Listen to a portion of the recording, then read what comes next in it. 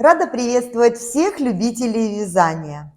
Сегодня я хочу показать вам очень красивый оригинальный узор из японского журнала. Основа узора – это ромбы, которые смотрятся эффектно и в то же время остаются универсальными.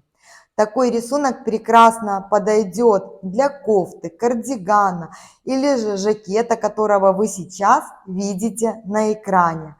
Также может этот узор стать украшением свитера или жилета. Получится превосходная шаль, палантин или шарф. Также узор этот интересен тем, что сочетает в себе и ажурные элементы, и плотное полотно, по центру которого находится японский листик. Все эти элементы обрамлены вот таким интересным ромбом. Благодаря такому сочетанию вещь с таким узором выглядит нарядно, но при этом достаточно лаконично, чтобы использовать его в повседневных вещах.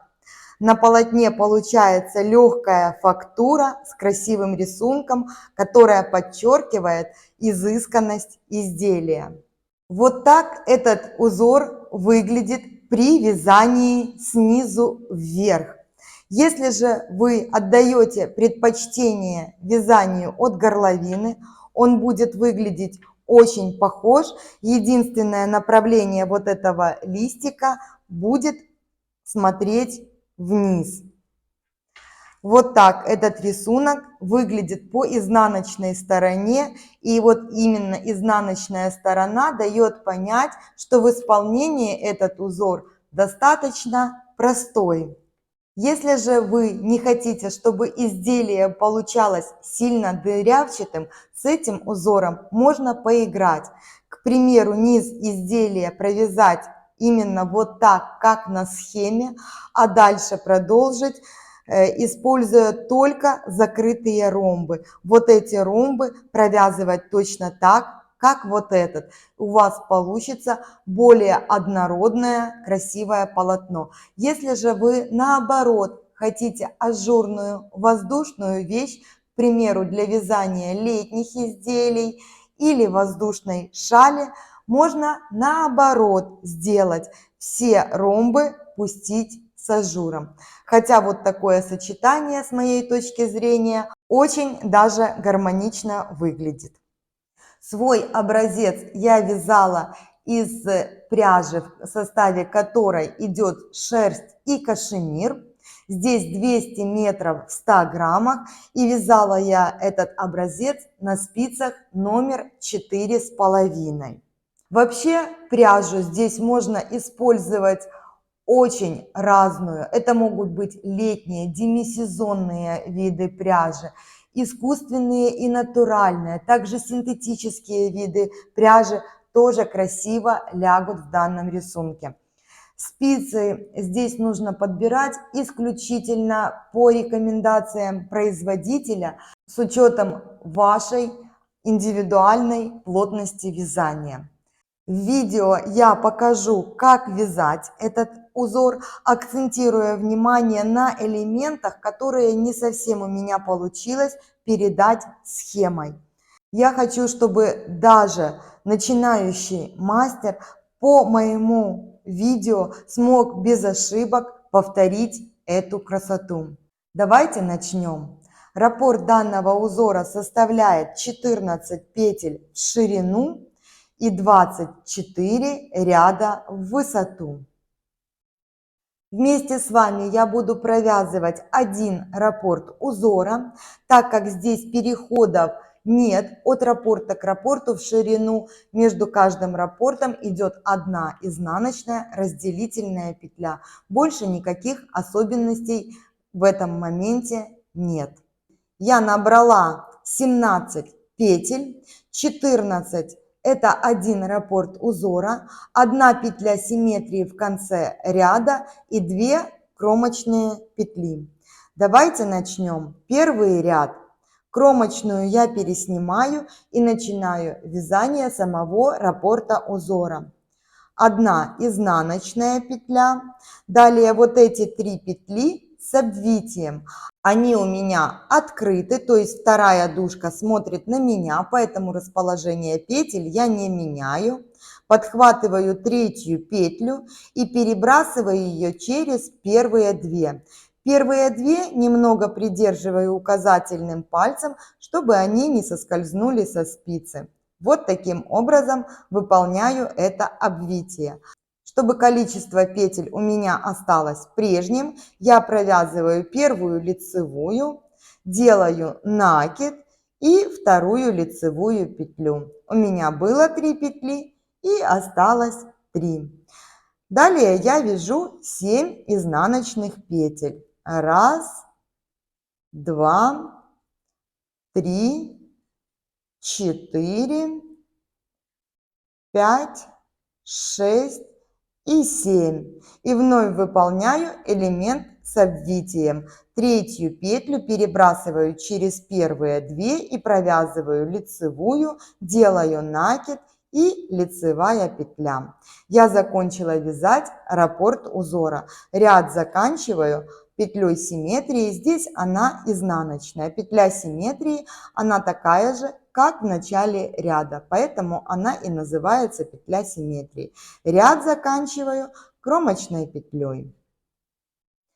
Четные ряды в этом узоре провязываются полностью по рисунку, то есть лицевые петли лицевыми, изнаночные изнаночные, накиды в своем большинстве провязываются изнаночной петлей. Соответственно, если вы вяжете по кругу, также все петли провязываются по рисунку, накиды провязываются лицевыми петлями. В каких рядах будет иначе, я буду на этом акцентировать внимание и провязывать те четные ряды вместе с вами. Простые же четные ряды я буду провязывать за кадром. Третий ряд. Кромочную я переснимаю и начинаю вязать раппорт узора. 1 изнаночная петля, 3 лицевые, 3 изнаночные, 1, 2, 3. А вот здесь я буду выполнять элемент, который чаще всего переводится как японский листик.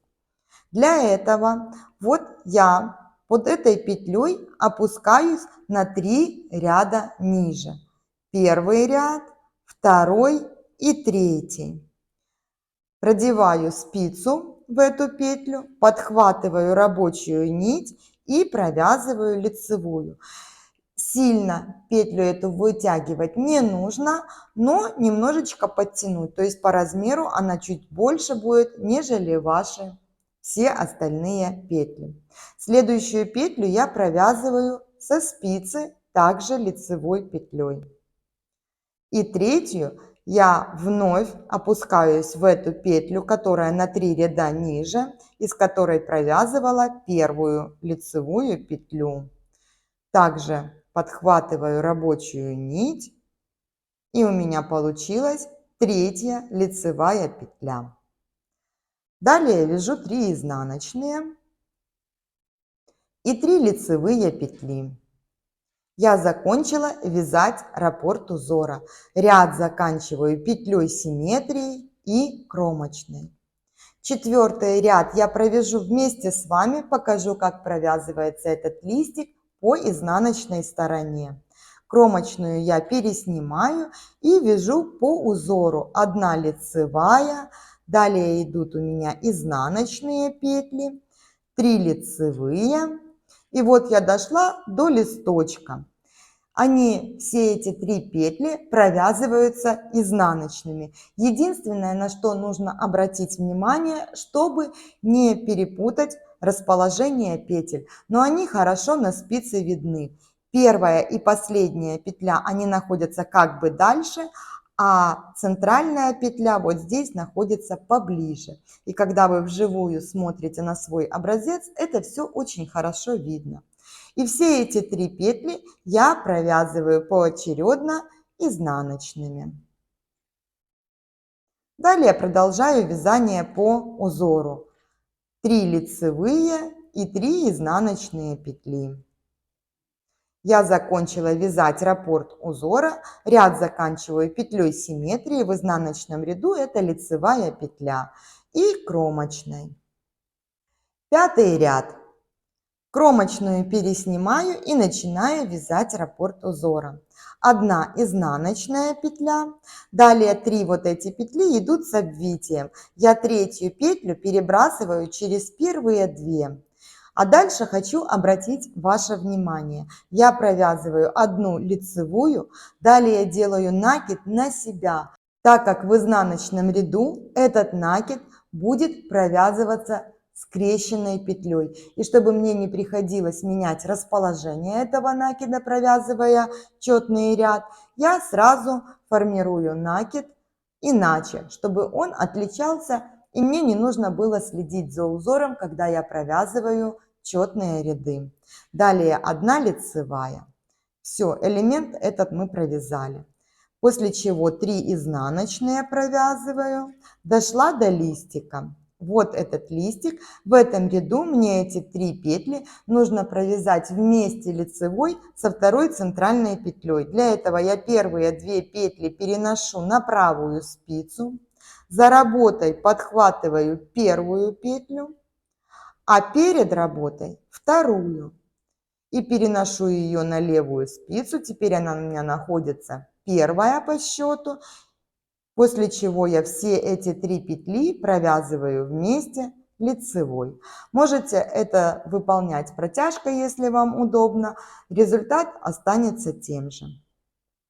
После чего 3 изнаночные и вновь петли с обвитием. Перебрасываю третью петлю через первые 2.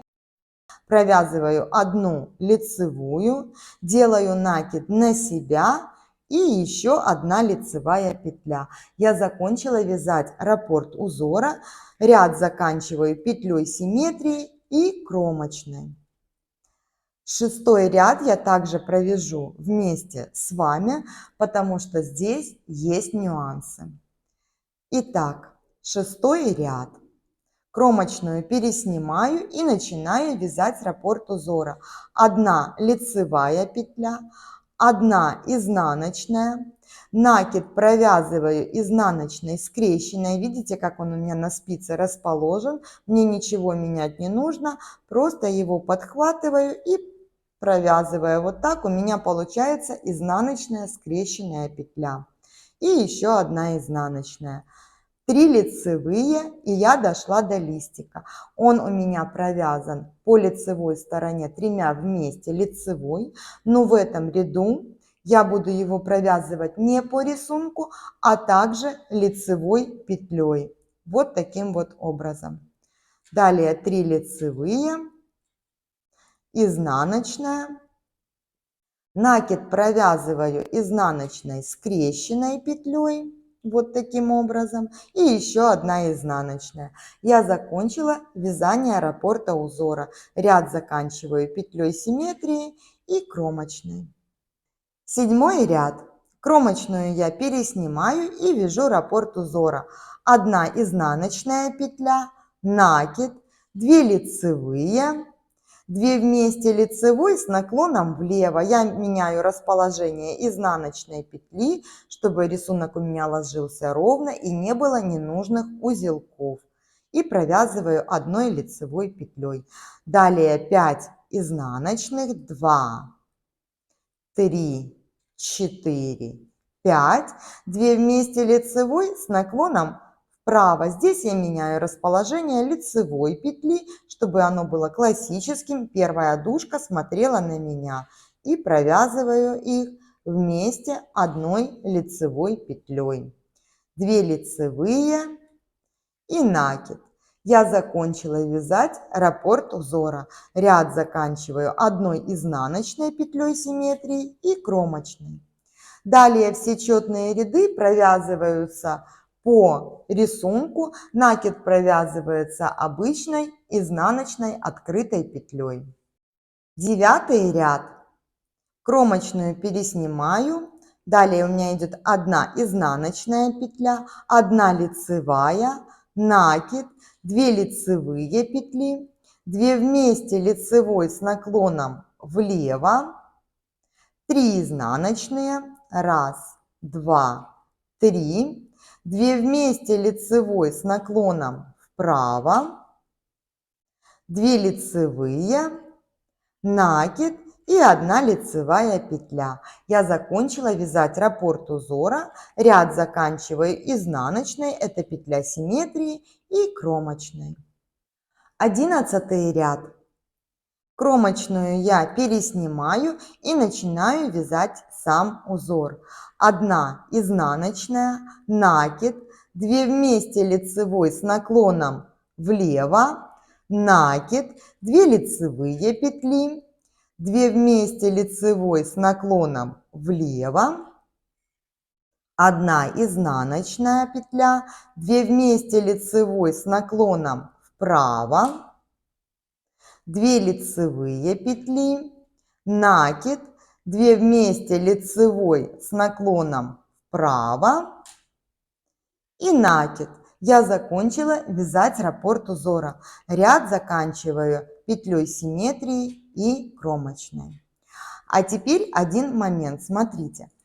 Здесь вот этот накид, который идет здесь перед и после 2 лицевых петель, его по изнаночной стороне можно провязывать лицевой петлей, если вы хотите, чтобы дырочка была менее заметна.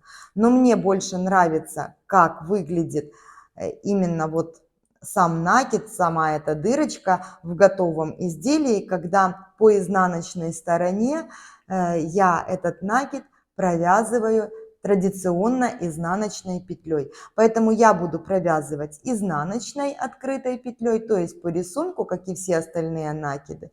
Если же вы хотите, чтобы дырочки были поменьше, вы можете провязывать лицевой. Если вы хотите, чтобы вообще не было дырочки, тогда вы провязываете его лицевой скрещенной петлей.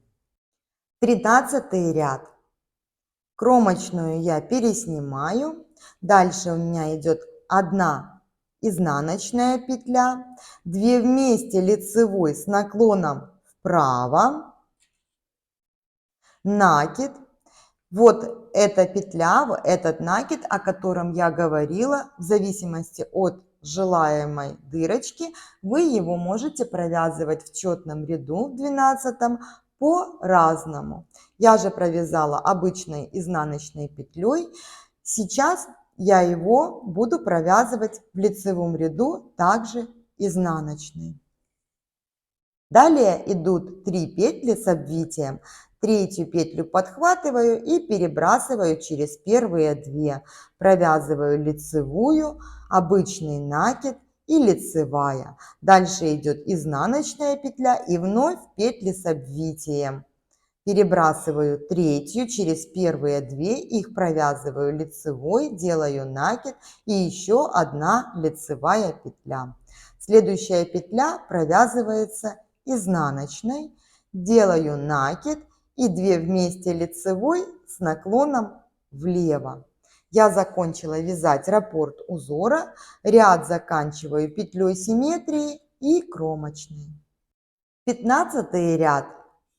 Кромочную переснимаю и вяжу раппорт узора. 1 изнаночная петля, накид, 2 вместе лицевой с наклоном влево, 1 изнаночная петля, 3 лицевые, 1 изнаночная, 3 лицевые петли, 1, 2, 3, 1 изнаночная, 2 вместе лицевой с наклоном вправо и накид. Я закончила вязать раппорт узора. Ряд заканчиваю петлей симметрии и кромочной.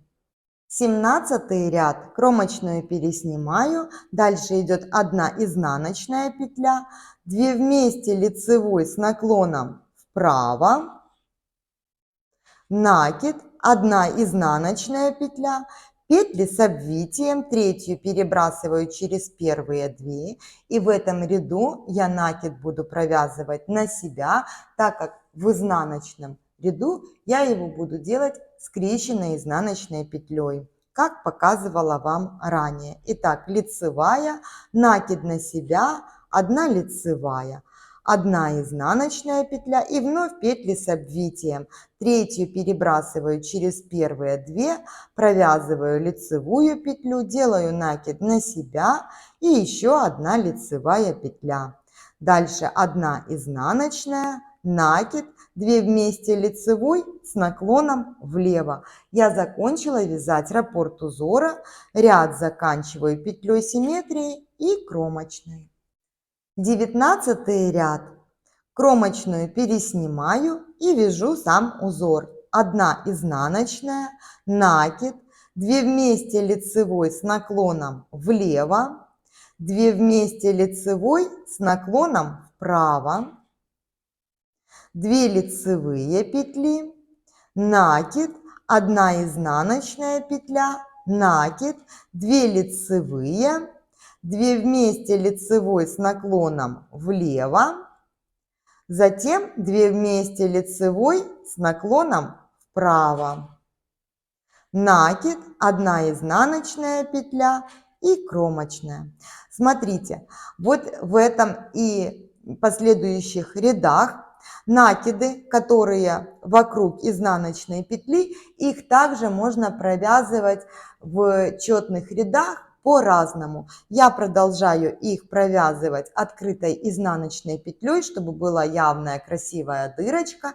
Если же вы хотите ее поменьше, вы ее провязываете просто лицевой петлей. Если вы хотите, чтобы вообще не было этой дырочки, вот она на рисунке идет, эта дырочка, вы можете провязывать лицевой скрещенной.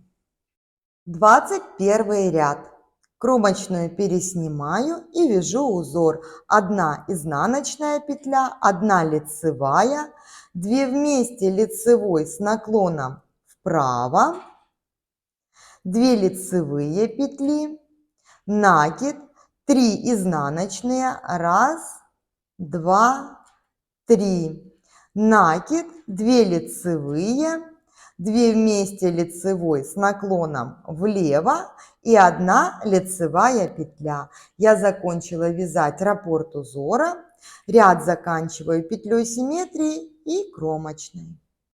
23 последний лицевой ряд этого узора. Кромочную переснимаю, далее идет 1 изнаночная петля, 2 вместе лицевой с наклоном вправо, 2 лицевые, накид, 5 изнаночных петель, 2, 3, 4 и 5, накид, 2 лицевые петли, 2 вместе лицевой с наклоном влево. Я закончила вязать раппорт узора и ряд заканчиваю петлей симметрии изнаночной и кромочной. Вот так выглядит один раппорт этого узора. Вот его часть. Чтобы увидеть ромбы, нужно провязать хотя бы 2 раппорта в ширину и 1,5-2 раппорта в высоту. Надеюсь, узор вам понравился и вдохновил вас на новые проекты. Всем хорошего дня и до встречи на канале!